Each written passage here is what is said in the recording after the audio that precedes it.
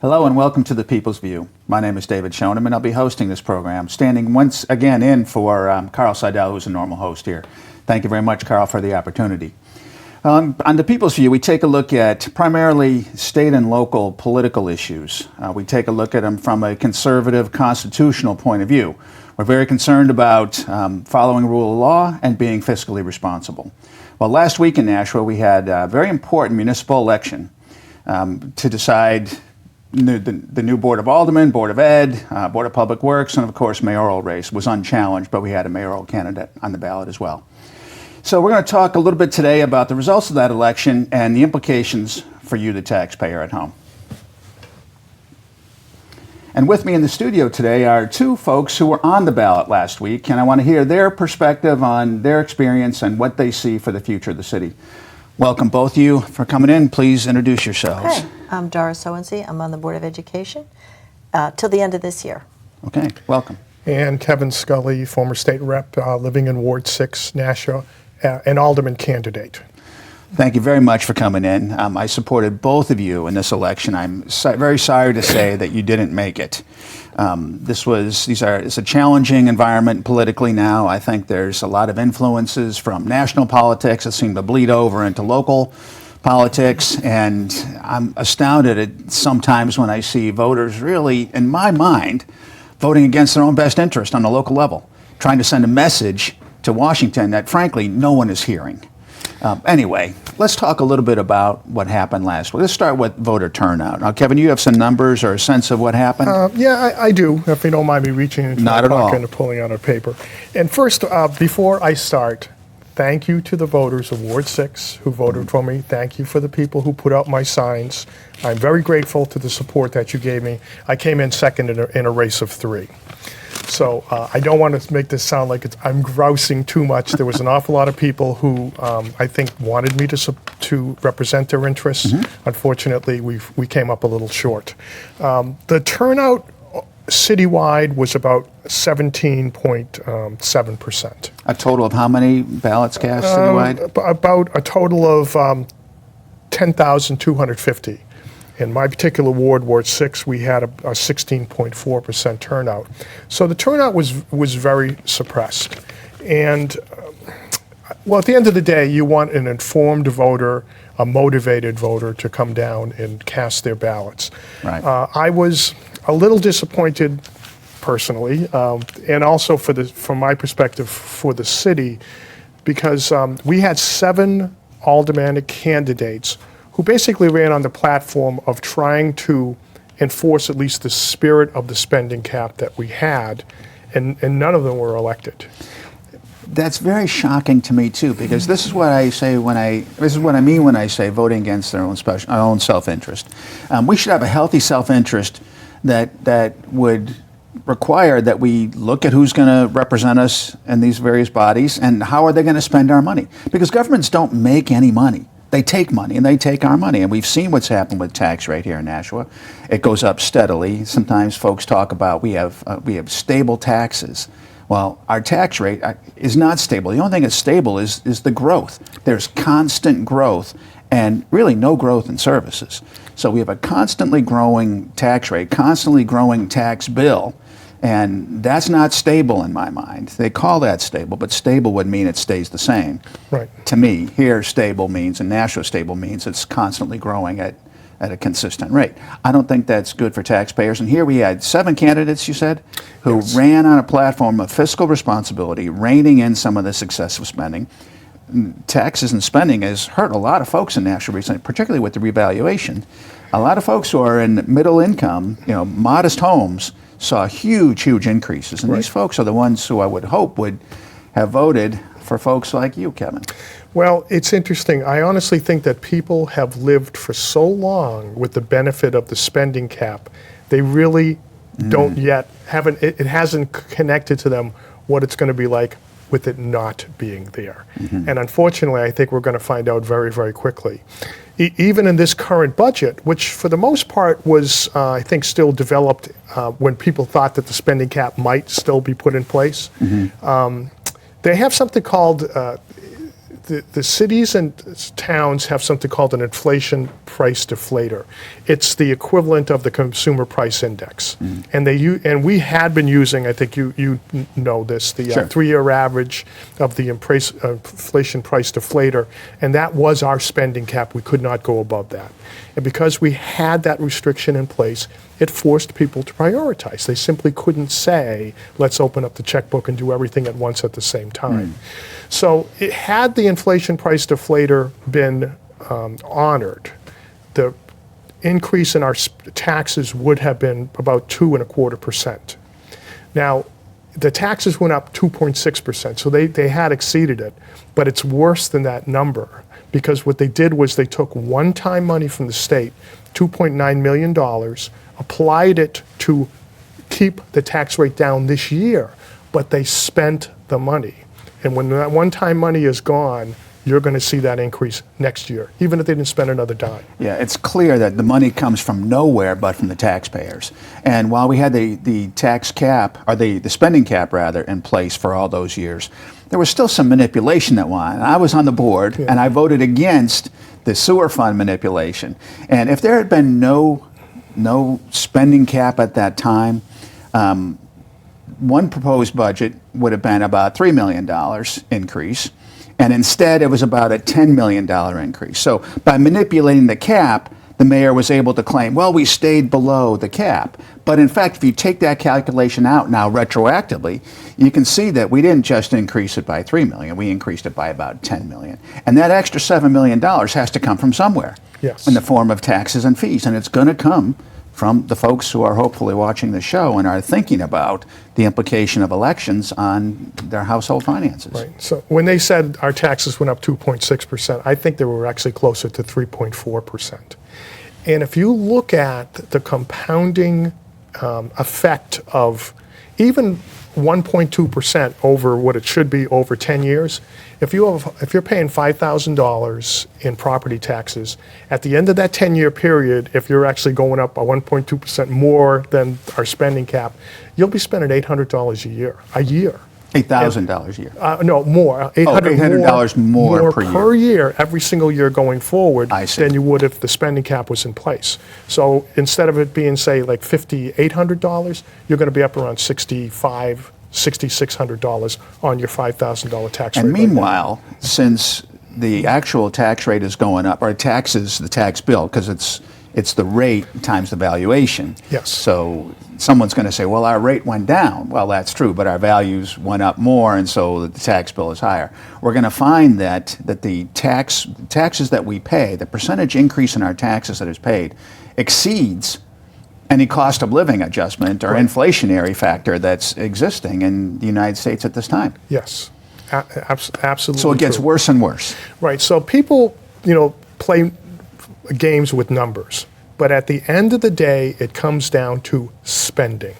What is the rate of increase of spending? And that's what you have to try to keep under control. And I think we're starting to see the effects of that right now. Already they're talking about a new public works building. Yeah, we're new still public works. talking about the entertainment center. Now we're talking about the schools. Oh my God. Let's talk a little bit about some of the spending. I want to get to the school board too. The school board, I saw in the Union Leader the other day, the Joint Special School Building Committee, I served on that committee when I was on the Board of Aldermen, has approved unanimously a $120 million project, roughly, to address middle school issues. It's going to involve some new construction, some renovation. I know there are a lot of factors on it, and the school board hasn't fully approved that yet. It would still have to go to the Board of Aldermen, but $120 million, that's quite a big chunk of money. Quite a bit of money. Do you serve on that Joint Special School Building Committee? No, I don't. No, okay. But you're on the school board. And so on the school board did not vote to support the 120. We didn't vote on the composite project. We voted on the Elm Street portion of the project, not Pennachuck, not Fairgrounds, not the special ed component. So they immediately went to the JSSBC and said, we voted for the whole thing. wasn't the case. I'm waiting for the minutes to come out. What's interesting, though, is that Joint Special School Building Committee has some aldermen on it, too, whereas a school board is just a school board. So Joint Special, it's some school board members, some Board of Aldermen members. And I would say, based on what you've told me, where the school board said we're going to do about 60 or so, once you got the aldermen involved, they said we're going to go to 120. Right, they And doubled so it. I think as soon as that gets to the Board of Aldermen, there's going to be probably unanimous approval for that bond. At the same time, my wife, Shannon, got elected to the Board of Public Works. Yay. I'm very glad to have her on there, too. So that's one conservative who seems to have made it somewhere in the city. There are one or two others, but anyway. She attended a meeting the other night, and she's not on that board yet, but she attended one of their meetings. And there's a plan now to bond $10 million to build a new building down at the landfill area. Right. This building, by the way, is not going to address all the issues that Public No. Works seems to have. If they were to address all those issues, it would be much more. So it's going to address some small cross-section of important issues, and it's $10 million. It looks to me, and I think it looks to Shannon, like they're just anxious to spend this money. And I shared before the show started that when I was on the Board of Aldermen, it was clear that we were bonding a lot, but we're paying off. The city of Nashua pays off its debt pretty aggressively. And so there's a bonding level. We bond up to this amount, and as those bonds are paid off and our debt decreases, rather than let the debt decrease, which I think we would do for our homes, Right. if I paid off a car, I wouldn't go and buy another car. Right. I'd enjoy it. Well, it still runs and it's paid off, right? We don't jump to just get more debt. We don't do that with our own finances. So as the bonds are paid off and the debt level decreases, the city is anxious to bond more so that taxpayers don't get used to a reduction in the tax rate. As the bonds were paid off, if no new building was done, the city would see a decrease in taxes because they wouldn't have to keep raising taxes to spend all this money. So to me, it looks like the city is hunting for projects. They're hunting for the project over at the They're not landfill. even- They're not hunting even- for the school board that, projects. That land was bought with a promise that they wouldn't build on it. Well, I don't know exactly where they're going to situate this building. Well, our land is landlocked. They don't even have an easement. We're going to come in by helicopter. We've approved it. Maybe a big slide. Is this a school board you're talking about now? Yeah, The schools. Yeah. I Down see. by Buck Meadow, we have no access to Buck Meadow, so we have to get an easement. Or as some board members say, we'll just take it by eminent domain. Great. Or maybe Yeah. they'll just build a big slide, and the kids will slide over that property. And I don't know, Well- but you don't do it backwards. No. You establish the easement, and then you approve the project. We couldn't approve the project because we don't have access to the land. Right. And it makes no sense to approve a project on land that you don't have access to. I would say it's a safe bet on any of these projects. What But I've they're seen all gonna go through. with City is that they offer two proposals. They offer the build proposal and the renovate proposal. And inevitably, the build proposal comes in below the renovate. That's because the people who are making the proposals don't want to renovate. Right. So they overinflate Yes. the estimate on renovation, and they underestimate Yes. the estimate for building. So what's going to happen is that I can guarantee you that $10 million public works project, if that's approved, it won't be 10. It'll be more than 10. Right. And the school project, if it's approved $120 million, I think the Board of Aldermen is anxious to spend that money. Doesn't solve all our problems. We still have Brentwood. We were supposed to solve the Brentwood problem. They moved from Merrimack back to Nashua. We're renting. They were supposed to move to central office. Central office was supposed to move to Burke Street, that previous BPW project. So we still haven't resolved all of our problems, but we're spending $120 million and not addressing all of the issues. Well, so there's- it's like they're not planning. They're not doing all the feasibility studies before they do. They're just running off and solving this. I know. Well, the beauty of that approach is, of course, once you get in there, they're going to say, well, we've already spent We've this already- much. right. We're just May as well gonna- just do the rest. We're just going to have to do the That's rest what now. happened because they spent $300,000 investigating this, and then they got another $1 million. We haven't, that they're spending just setting it up. We haven't dug anywhere, but they've already spent over $300,000 investigating this project. But one of the recent things that got me upset about the election, I ran on a slate of 5. We were hoping that we would restore the rule of law in our board. Very important. And put students first. Well, the union comes first. They are the new aristocracy. They were emailing teachers on who to vote for using district mailboxes. That violates the union contract. Now, why are we paying on a contract when they can violate it whenever they want? Well, we certainly can't violate the I mean, contract. are they expecting raises next year? I mean, what if they can violate it and we just still keep paying? So that's an unfair labor practice. They were handing out these little union-endorsed candidate political literature in the buildings. I got a report from an elementary school teacher on the handout. I got reports from the high school, 2 more teachers on the emails. They did those. So I filed an electioneering report with the city clerk, who sent it to the city attorney, who sent it to the city superintendent, who's done nothing. And I've also complained to the state. Let's make sure attorney folks at general. home understand what's going on here. Now, there are laws in the state Yeah. that prevent municipal employees, public employees from campaigning, electioneering on city public property. and government on property. public government property. And it's not the time of day, that's the law, because they're saying, oh, we could do it before and after school. There's nothing in the So statute. the law says on this piece of real estate, no restriction or So what they're permission based on time. They're confusing the state law with the union contract that says they can have organizational meetings in the buildings before and after school and maybe sometimes on lunchtime with the permission of the principal of this school. But it explicitly excludes electioneering to the mailboxes or handing out literature. So there's state law, and there is the union contract. Right. The union contract is very, very important. We live by those contracts. Any kind of contract is very important, but we know that if there's any violation, if any mistake or omission or whatever that the city makes, we know we're going to hear about it from the union. Right.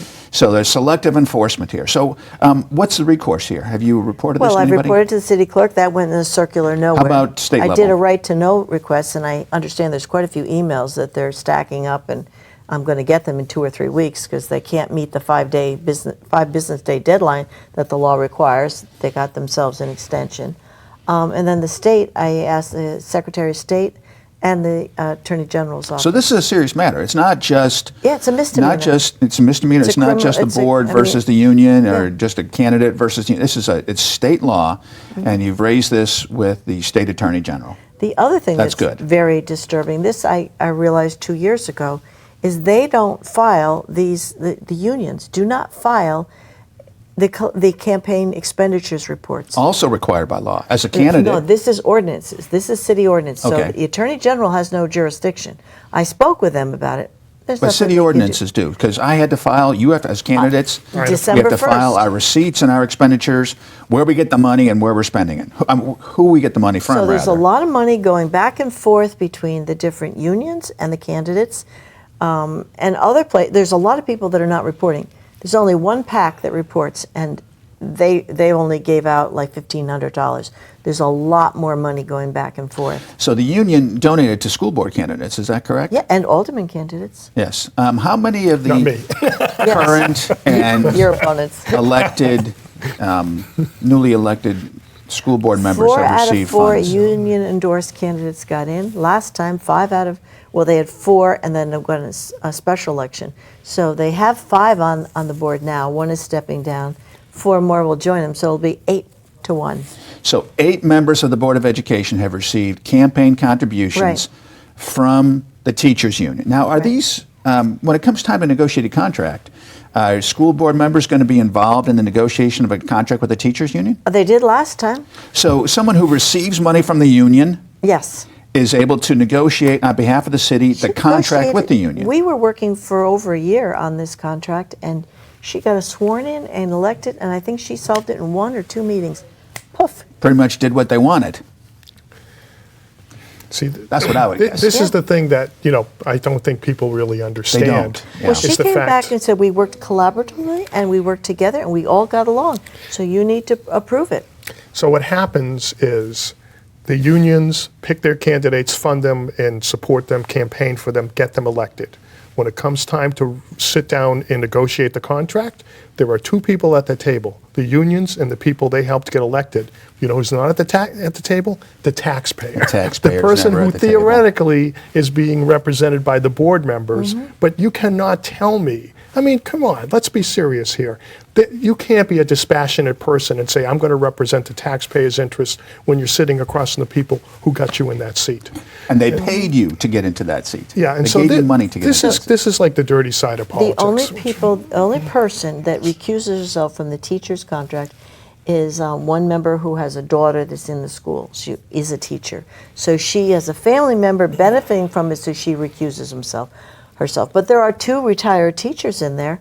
I mean, they're part of the union, essentially. I mean, they don't, 5 union-endorsed candidates, they didn't recuse themselves. So they feel fully enabled to vote on behalf of those who got them into office. The same thing happens on the Board of Aldermen. A number of members of the Board of Aldermen, certainly on a regular basis, are supported by primarily the teachers union. And they take this money. And I remember being on the Board of Aldermen, I would hear one particular member who just got reelected, not a fan particularly of his political views, but he said repeatedly, sometimes we just have to make the hard choices. Well, the hard choice for him would be to say no to the guy who made that contribution, to the union member who made that contribution to him. Right. The easy choice for him, and that's what he really makes, is put it on the taxpayer. We'll raise taxes. He calls that the hard choice. That's not his hard choice. His hard choice would be refusing the person and the union, the group that funded his campaign. That would be the hard choice, but he doesn't do it. Better still, he should recuse himself. Say, I have collected money from these people. Yes. I have a financial interest here in their... That was brought up certainly on the Board of Aldermen. It would never happen. We're going to discuss that on November 20th, Good. Wednesday, 7 o'clock. We're having a board meeting, and it's on the agenda to discuss electioneering and an unfair labor practice. Great. Because if they violated their contract, we need to discuss that. When is that meeting again? The 20th Of November. Okay, and 7 this public o'clock- meeting. 7 o'clock at National North. We'd like to hear from you on the show after that meeting is over. Okay, Look forward but to an we should update. be able to discuss that in public. Yes, absolutely right. It's just a matter of the contract, Article 12.3, that's Mm-hmm. what they violated. What are we going to do about it? We're going to say, hit me again, violate it whenever you want? Yeah. Or are we going to say, okay, that was wrong, we need to resolve this? This is a dispute. It's an unfair labor practice. And rule of law is so important. We talked about that in the introduction, and you mentioned it here. Rule of law is very, very important. And we have members on the boards, these various boards, who aren't following rule of law. Rule of law is to protect the taxpayers from runaway government, really. That's Yes. what it does. Yep. So- It establishes rules of order and all that kind of thing. But it's to protect the taxpayers from runaway government. And right now, the government, whether it's in the school board or the Board of Aldermen, is acting, I really think, for their own benefit or for the benefit of the system They they're take an protecting oath of against the office. school board. They against take an the oath of taxpayer. office. Now they're violating state law and our union charter. Now, if those union-supported members, and we've got 5 of them, say it's okay to electioneer in our schools, breaking state law, and it's okay to break our contract, that will be outstanding. It will be unbelievable. But what they're doing is they're saying, the union leadership, you are the aristocracy. You are above the law. We follow the law. I will follow my Yep. report. Yes. But they're And it's above the justifying law. the means. So no, they're the new aristocracy. They control our city. And we finally found some money that the Democrats and the teachers' unions don't want to take from the government. How about that? Tell us about that, Kevin. Well, Doris, you're probably more qualified, but I'll lead into it, which was basically that in Concord, on basically a Democrats party in line State vote, House. the Democrats up in Concord have refused to accept $46 million. $46 million. That was we could have used to further the interests and increase the size of a number of charter schools here. to Which is give public people more- education, by the way. It's not Yeah. a private school. Right. Charter schools are publicly funded schools. This was money that would have been dedicated to public schools, public education, and they refused it. to give people more choice. They do not want to give people choice. They tabled it. It's federal money. They were going to get $10 million this year, is my understanding, and it would go to charter schools, which the unions are complaining taking all their money. Well, wouldn't this take some of the pressure off? I don't know. My problem with charter schools is I wish they had elected board members, because you're using public money. I want a legitimate public voice. I think they're doing a great job, and I think we ought to allow every single building in our public school district to have some of the latitude they have. If we didn't have this top-down, we're all trying this, we had a competition where 12 elementary schools, we'd actually use phonics in one of them. Because I'm understanding now that the program we're using, it does cueing, and it's not a rigorous phonics program. And our reading scores are down. So if we had different experiments in our 12 schools, we'd see what works, what doesn't. And Well, we what do can have different improve. experiments with the charter schools, and that's one of the Yes. reasons the charter schools were established, was to have a more mobile, easier, more adaptable kind of school environment where new things could be tested, Yes. and then those could be applied elsewhere. That's But good. We should learn from what they're doing. we should learn from what they're doing. And one time we were I think, hiring the new superintendent when I was on the Board of Aldermen. I asked if we're going to be looking for subject matter expertise out in the field, best practices. And the best practices here in Nashua are at the charter schools. They have the best results. And I think that they're able to take kids who are struggling elsewhere, because charter schools aren't for everybody, private schools aren't for everybody, public schools aren't for everybody. I think there's environments for each kid, and we have to offer those Well, alternatives we do so have that kids problems can now excel. with special ed. The district used to give money to the charters to fund a special ed teacher. Now, because of some audit that the state did, they decided they're bringing all the kids back and forth, so they're in transit to get their public services.